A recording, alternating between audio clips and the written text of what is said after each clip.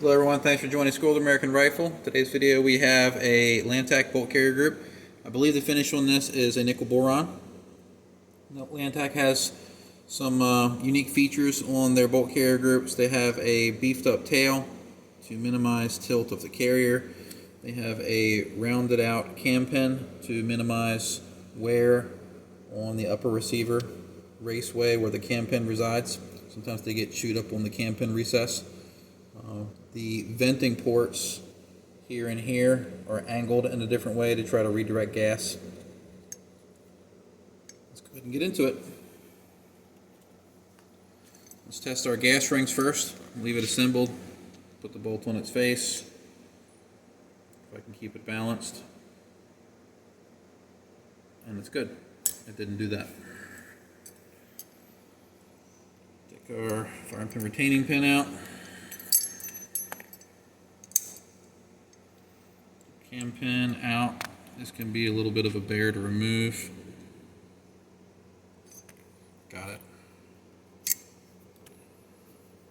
Let's take our extractor out.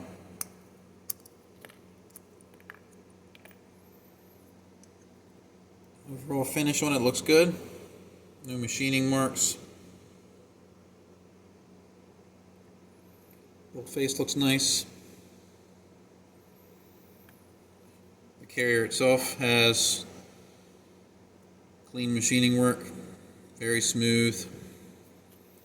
The tail's deburred nicely.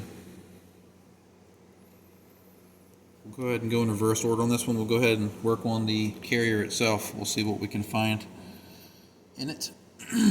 Let's examine the inside of the carrier first with our borescope here.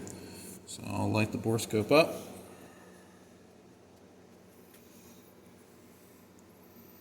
Put it into our carrier, and we'll move over to the computer screen.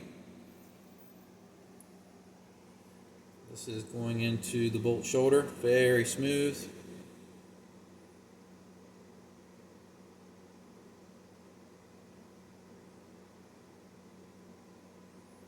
Let me try to focus some more. There we go. Extremely smooth finish. Now we're stepping up into our gas ring run. Here's the gas fence. Nicely deburred on the edge, and again we have an extremely smooth finish here. It's the shop cat in the background. And then our gas ring run.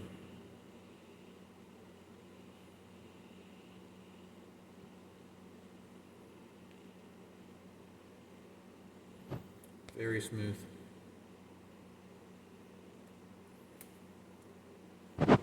Very good. All right, let's do our carrier 3-bore. Let's do the bolt shoulder. Takes the first green gauge, second. Getting into the first yellow gauge. Doesn't take the second one. So we're in the yellow range, not bad. This is the gas ring run, takes the first green gauge. Second green gauge goes into the yellow. And it does not take the red, so yellow on the shoulder, yellow on the gas ring run. We're going to do our bolt tail. Takes the first green gauge, second green gauge, and it takes the yellow gauge just barely, so the red one isn't going to go in. So we have yellow, yellow, and yellow. Not terrible. Not super gas efficient, very smooth. Our cat is trying to get out of the shop. Meowing nonstop. Let him out. Gabriel, let him out. Trying to signal for our son to let him out of the shop. He's going to tear the door up.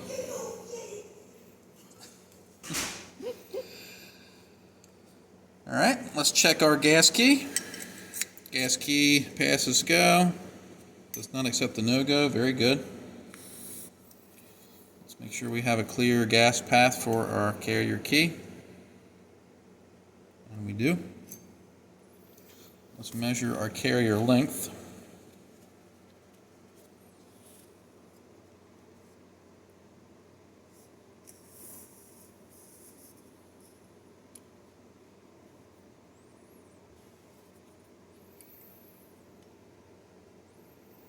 And our length is good.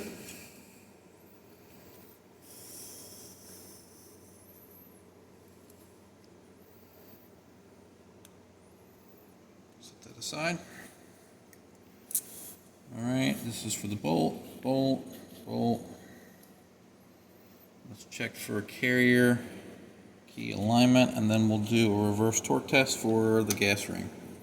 I'm sorry, the gas key. So let's see if this fits. It does. Let's see if we're straight. There we are, passes straight through.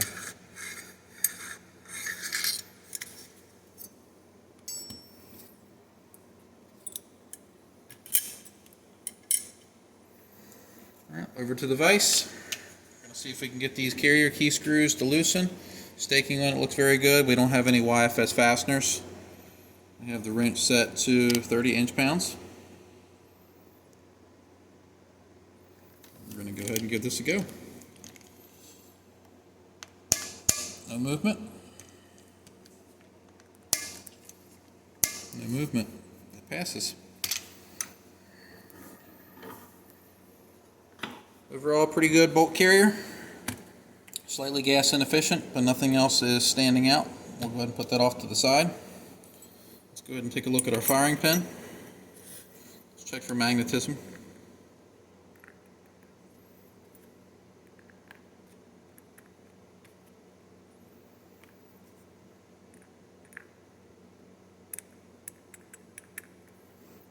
Nope.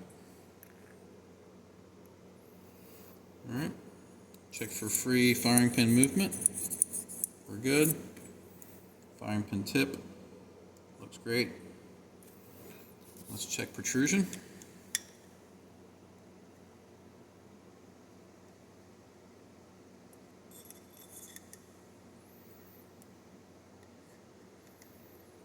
Right at the bare minimum, 0.028.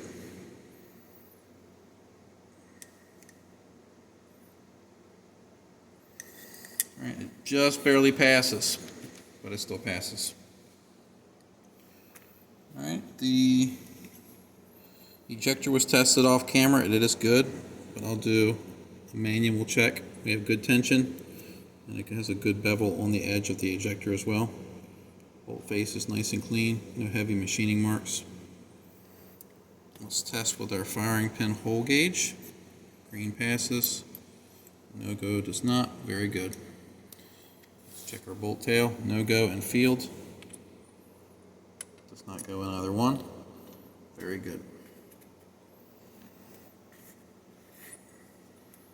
Let's check to see if our cam pin fits tight in the bolt, and it does. This is the rounded head on the Lantac.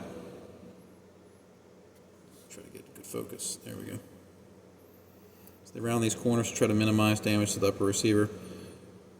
Not a huge believer in these. I still see damage that happens with these modified cam pins. Set that off to the side. Let's go ahead and check our headspace. 223 go. 14636. It rotates and passes. 556 go. 14646. It's tight, but it does rotate, so it passes. And then our field gauge, we don't want this to rotate, and it passes.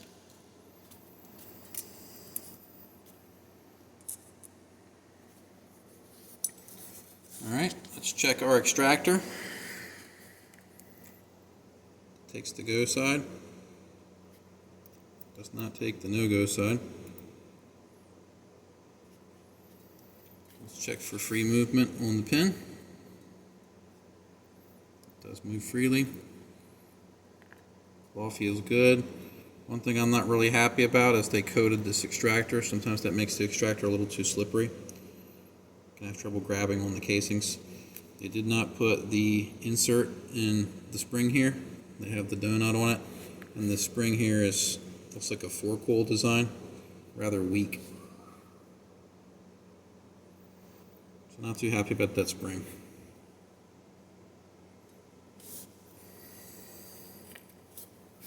Check the roll pin doesn't stick out. Gas rings look a little weird. They have some pretty big gaps. But when they close up and go into the bolt, they're fine. They just look a little rough. Maybe it's just the lighting.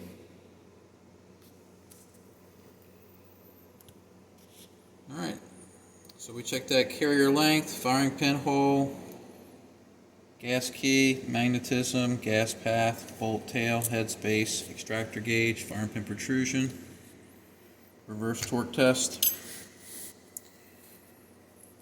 carrier 3-bore, and alignment. Overall, I think it was a pretty good review. Not bad. Remember, this is an example of one, so it doesn't mean that every single Lantac will either pass this well or fail worse than this one. Hope you found this video educational, and thanks for watching.